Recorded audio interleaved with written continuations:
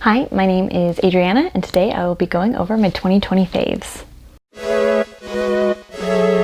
So the first thing I want to start with is obviously books, considering this is a booktube channel. So I would be remiss if, of course, I didn't mention my absolute favorite of this year, The Last Odyssey by James Rollins. This was what inspired me to start my booktube channel this year. It was my first video. I'll link it above so you can see it. And I mean, I've talked this book to death. I've mentioned it in like every tag video I've done. It's incredible. I love it. I would suggest everybody go out and pick up a James Rollins novel, especially this one. And then I also want to talk about two other books that I read but didn't actually cover on my channel. So the first one I read before I started booktube, and by the time I had started my channel, the details had kind of left me enough to where I didn't feel like I could do a full review on it. The Lovely War by Julie Berry is an incredible book. It's set in both World War II and kind of flashbacks to World War I. So it's World War II era in New York, I believe they are, and the goddess Aphrodite and Ares get caught in a trap by Hephaestus, and they are now on trial defending against Aphrodite's adultery against Hephaestus. And she goes into this story about love. Excuse me a minute. So as a part of her trial, she's telling this love story from World War I, thus the flashbacks. And it's just a really incredible framing device because this story is told from the perspective of Aphrodite when it comes to the love parts, Trip says hi, and from the perspective of Ares for the war parts, and from the perspective of Hades when it comes to the deaths in the novel. So it's a really incredible framing device if you are interested in Greek mythology. And even if you're not, it's just a really incredibly written love story. This World War I couple fall in love and the man gets sent off to war, and it's just this really beautiful, romantic, escapist story that I highly recommend. I read it back in March when we were still allowed to fly and go places. I ended up bawling on a plane, and the person sitting next to me was like, what is happening? But it's an incredible story. I think about it all the time, and I read it months and months ago now, but it is so good. The next book I want to talk about is another romance novel, The Kiss Quotient by Helen Hoang. And it's just another incredible kind of escapist romantic story. So Stella is the main character, and she is an econometricist. She works in econometrics for, it seems to be like kind of an Amazon-esque company. So she creates algorithms for their people's shopping tendencies. And she's super, into her job, and she's on the spectrum. And so she's had a little bit of trouble dating, and she's getting a lot of pressure from her parents to start dating. So she decides that in order to kind of gain experience, to learn this in a kind of procedural way that makes sense to her, she's going to hire a prostitute to kind of teach her initially, I think, just some different kind of sexual education sort of stuff. She had sex before, but she just wanted to get better at it. And then also to be her pretend boyfriend and teach her how to just be in a casual, regular relationship. And they end up falling in love, and it's great and it's sweet. And I love it so much. And I think the autism autism representation, I think, is really strong and really neat. And I think the author put a lot of love into this character and the way she's presented, and I have a personal connection to someone in my life who's on the spectrum, so it just meant a lot to me to be able to read, a main character who is presented with those challenges in working through a neurotypical world. So I thought that was really cool, and it's just a really fun, steamy book. So that's also nice. This one did not make me cry, so that was a bit of a plus. So two different kinds of romance stories. Lovely War, dramatic romance. The Kiss Quotient, fun, steamy romance. And a little bit of kind of serious drama thrown in too for excitement. And then, of course, another big development in my reading life this year is my Kobo e-reader. I have 2 reviews on my channel about this e-reader, so you can go check it out. I love this thing. Also, with this, I have started using the Overdrive app on my phone to get books, and then Overdrive is on the Kobo, so I can read my library books on here. So those are definitely 2 2020 favorites, my e-reader, and Overdrive / my library. It has saved me quite a bit of money. Moving on to TV shows, I think during 2020, a lot of people watched a lot of TV, and I was certainly one of those. So just kind of blow through those really quick. I was one of the people who got sucked into Schitt's Creek this year. Love it, love all the characters. I think my boyfriend and I watched through all 6 seasons in like a month. It was so good. I also went through and rewatched New Girl this year. I forgot how good that show was. That show is so much fun. We had the finale of The Good Place the beginning of this year, which seems like 8 years ago now, but Good Place was such a good show, and I think the finale definitely deserves to get its due, but I think it kind of got overshadowed by 2020 as a whole. And then I also rewatched, I think twice this year, Futurama. That's kind of my comfort show, so it definitely came in handy this year to have a good comfort show to go back and rewatch when you're stuck inside all day long. And then most recently, I watched through season 1 of Queen's Gambit on Netflix, and that's another one I highly suggest. Very atmospheric and cinematic and really beautiful, as well as excellent storytelling. Third, I have another 2020 essential, face masks. So I found these ones online from Sock Monkey. So I think they're normally, well, before 2020, I think they were just a sock company. They just started to produce masks in, I think, March or April. And I think there's a lot of features on this mask that are a lot of other masks, but these ones come in super cute print. I got this one in cheetah and then just a gray one for when I have to go into work. They have the adjustable ear loops, which was important to me because I have a small face apparently, and it makes it difficult. They do have the adjustable nose, the little metal thing in the nose so it can fit to your face. And then they also have a pocket on the inside for a PM 2.5 charcoal filter that you can also buy from their website. So it's just a little charcoal filter like this, which came in handy. I live in Washington State, so earlier this summer we had some smoky weather from all of the forest fires, so being able to stick a PM 2.5 filter in there was really handy for just going outside in general. I'm sorry if you can hear my dog. He's a little rambunctious right now. He's behind the camera just having a day with his beanbag. So yeah, I think that's all I got for these Sock Monkey face masks. They're not, or Sock Fancy. Why did I think I said Sock Monkey this whole time. Dang it, Sock Fancy. I'll have a link in the description down below. So moving on to some more fun kind of stuff, I want to talk about some of my clothing favorites that I found this year. So first one I want to talk about is the pants that I am currently wearing. I love them. I'll insert a clip of me like where you can actually see them. But they're kind of like a sweatpants sort of material, but they are textured with this kind of wavy pattern, so they do look a little more formal, I suppose, kind of day to night sort of vibe to them, and they're super comfy. They're really great from working from home because they feel kind of fancy enough to, you know, feel like you're doing something different, but they also wear like sweats, so it's really great. So yeah, oh, they're from Athleta. Probably should mention that. So I have a pair in olive, which you saw in the clip, and then I also have this pair in kind of a mustardy color. They do run really big. I ended up ordering 2 sizes smaller than I normally order in pants, and they fit really well. They're high-waisted, so you can kind of wear them with a crop top, or I also just tuck in my shirt, or you can wear them. They're just really comfy. I think the next thing I want to talk about is shoes.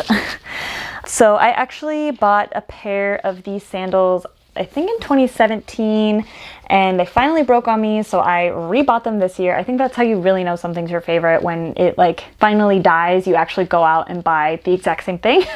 So I may have to just buy a couple more, well, maybe like one more pair just to keep like hidden away in case they ever get discontinued. But they're the Apena, I think is the style, from Olukai. They're leather sandals. They're so comfortable and they're so cute. I wear them all summer long. And like I said, I finally destroyed my last pair, so I bought this new pair. Yeah, I mean, it's a good classic kind of strappy brown leather sandal that I think is kind of a staple in most summer wardrobes.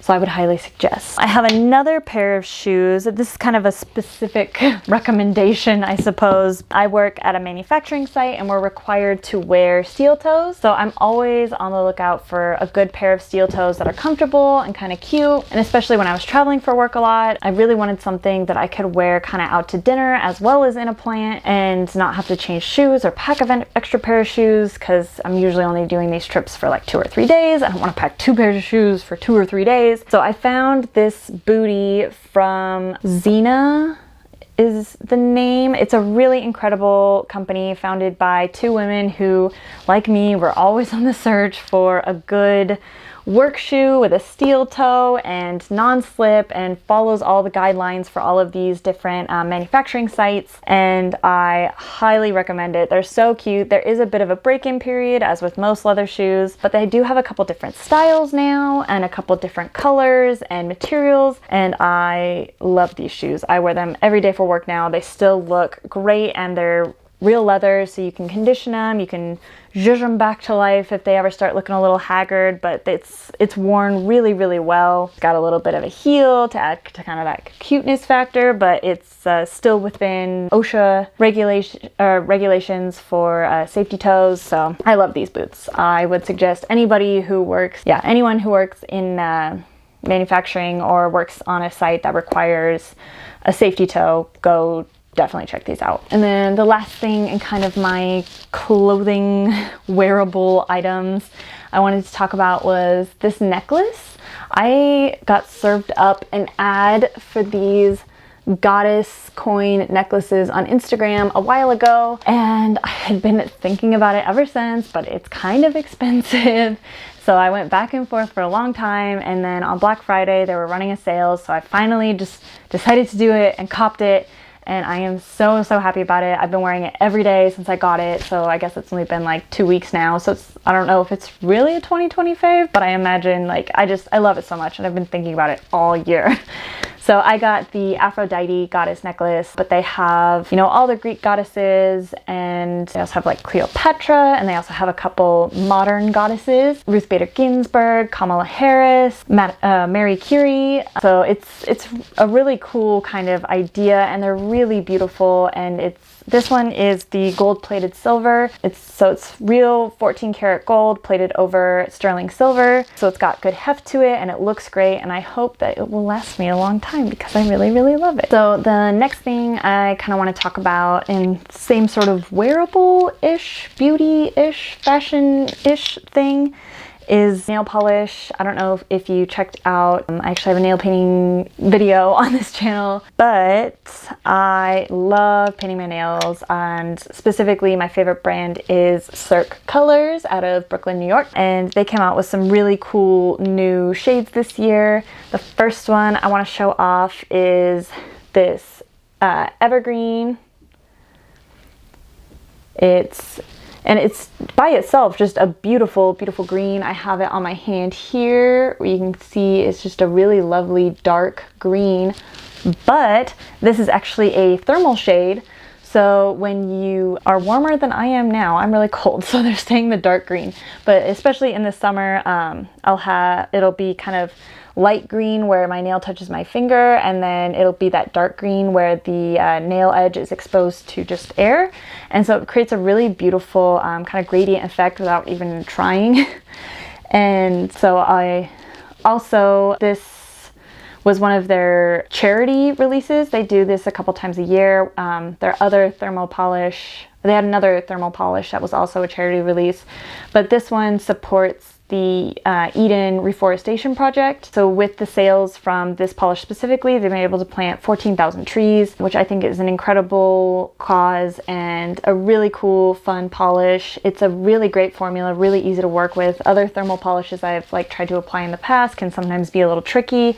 This one applies like a dream. It's so easy to use, and it looks so great. So if you're looking for kind of a more exciting nail but don't really know how to paint nails that well, or you're kind of intimidated by nail art, I would highly suggest this because it looks great without even trying. Another one they recently released is this AU, or I guess the periodic name for gold.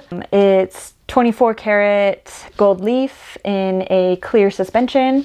So I have it on this hand, so you can kind of see the middle finger and pinky. I just applied it as a straight topper, so you can see how it kind of spreads out that gold leaf. And then my pointer finger and ring finger, I applied it just to the edge with a cosmetic sponge. So again, this is another thing where if you want a more exciting nail but are a little bit intimidated by nail art, it's so easy to zhuzh up any color with this gold leaf topper. So 2020 was the first full calendar year that my dog Trip has been a part of my life. So I would, hate to leave him out of my favorites. Obviously, he as just a being is my favorite thing of all time from now until forever. He is the best dog ever. I do have a couple things that are more specifically linked to him as well that I love in 2020.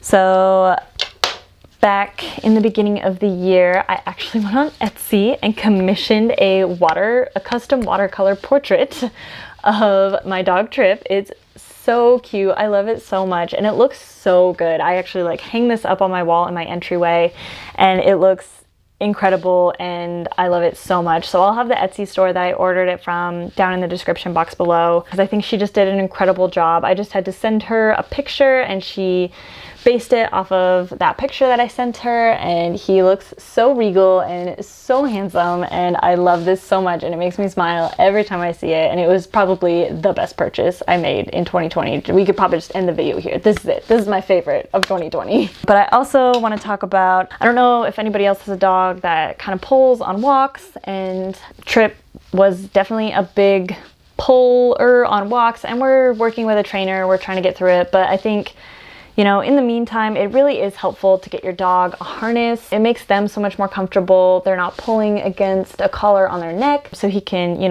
walk a lot easier, breathe a lot easier, and it's just a lot easier on me and my boyfriend now. It used to be a little stressful taking him out on the leash, especially if we were going into public somewhere. So this harness I highly recommend. I love this harness. We tried one or two others before we settled on this one, and this one is a little more expensive, but I think it's so worth it. It's from a brand called Ruffwear. So they're a brand that is from Bend, Oregon, so kind of local-ish, not really, in the Northwest. And this is such a well-designed harness. So it slips over his head, and then it has these that clip around his chest. So it's super easy to put on. It clips around his chest, under his legs. And then there's actually 2 attachment points. So if your dog doesn't really pull at all, you can attach it to the back here, and it's super convenient to just have it on their back. So if you go running, they don't get twisted up in the leash at all. For Trip, because he does pull, we actually attach it to the front here. So if you imagine my hand is his head, it's just kind of attached to his chest here. So if he does pull it all, he kind of gets turned around and he's not choking himself, which is great. So yeah, those are the 2 kind of dog specific items this year that have really made my life a lot easier. So that's all I have today for you for my 2020 favorites. Obviously it's only about halfway through the month, so I guess there's still a couple weeks where something could swoop in and amaze me, but I guess we'll have to see. Thanks for watching, and I'll catch you on the next video.